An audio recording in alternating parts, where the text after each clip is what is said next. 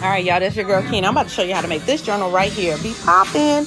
All right, so you're going to get your blank journal from FlossieBlanks.com. Of course, it comes with the journal cover, the stick that goes in the middle, and the lined paper. So you're going to make your design. I made mine in Photoshop. You use what program is good for you.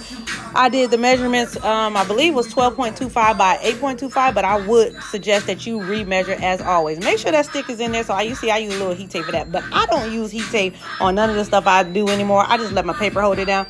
It did shift a little with me on me for the design, but you're going to press it for 380, 120-second, medium to firm pressure.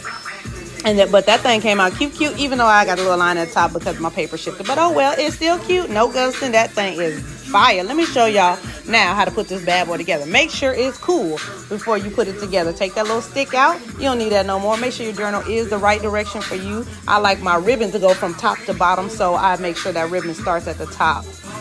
Go ahead and press that bad boy in one side. You're going to remove that tape from the other side. You're going to go ahead and stick that bad boy down too. You can readjust if you need to, like I did right here in the video.